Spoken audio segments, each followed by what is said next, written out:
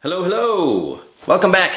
It's time to talk about the third speakers on both teams. And I'm also going to talk about these two guys or girls together because I think their roles are very similar to each other. Okay, there's some differences again, but I think they're very similar. So I'm going to talk about the government whip and the opposition whip collectively. Okay, now it's important to realize that you're coming at the end of the debate. So at this part of the debate, there's 4 speakers or 5 speakers, if you are opposition whip, would have already spoken before you, right? So there's going to be many arguments and rebuttals and claims and counterclaims and accusations and examples and analysis and all these different things, right? So your job, in principle, is to sort out this mess, is to balance these things and to tell the judges or your teams why you have done better. More than tell them, show them why you have done better. Okay? So there are essentially 3 parts to your role or to your speech. Firstly, as a good whip, you must briefly summarize and defend your case, right? Secondly, summarize and prioritize the issues and ideas in the debate. And then thirdly, analyze and rebut these issues. All right? So let's look at them. Firstly, briefly summarize your case and your position, right? Now this helps give the judges or your audience a little bit of clarity. So you get up and the first thing, and this shouldn't take very long. If you're speaking for 7 minutes, this should be about a minute or less. And you say, now this is what we have done. These are our 3 arguments. These are our 4 arguments, right? And this is why, these arguments are still strong and these arguments are still doing well. Okay, so you're giving them a brief overview of what your team has presented in this debate.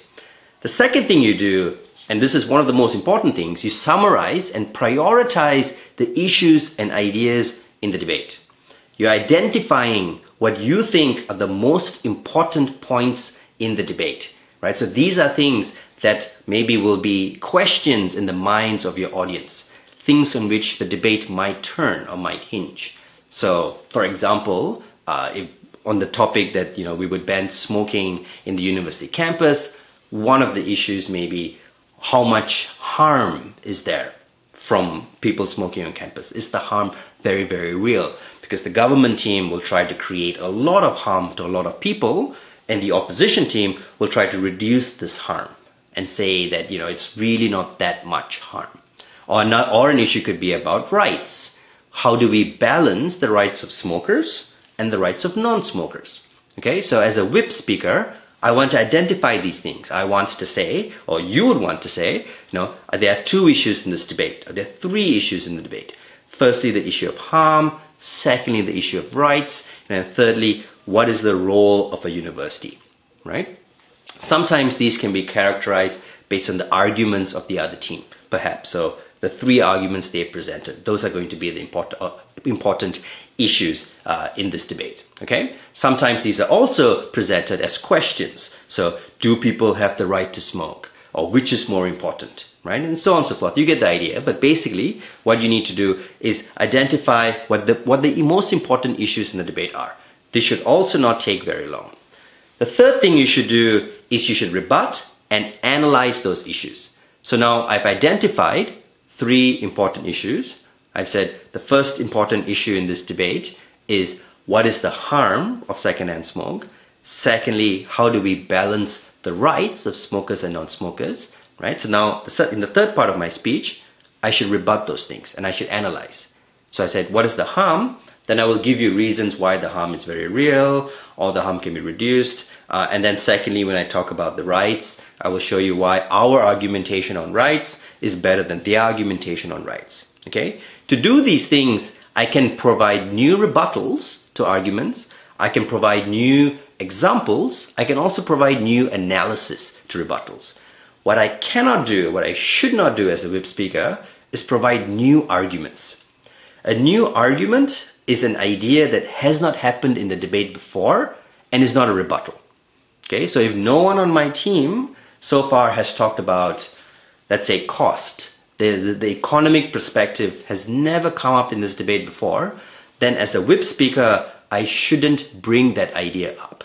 Okay? The rules of Asian parliamentary technically allow the government whip to do this, but but specifically forbid the opposition whip from doing this.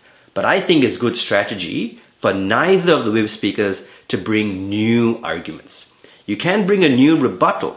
Okay, so if you want to rebut the second speaker's speech or the third speaker's speech by providing economic analysis, you can do that, right? So a lot of it is how you make your points. Okay, good. To recap, the whip speaker speaks at the end, right? So your job is to summarize, to clarify issues, to attack points that are still hanging, to show why your team is doing better.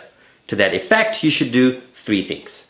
Start by providing a brief summary of the arguments of your team and of your case and defend them. Then prioritize and analyze the issues in the debate. Identify which you think are the most important issues in this debate. Thirdly, and this will be the bulk of your speech, analyze and rebut those issues. Tell the audience and the judges why your team did better, why the position of your team is much better for those issues, right? And rebut and analyze. Remember, no new arguments, but new examples and new rebuttals are okay. Good luck, whip.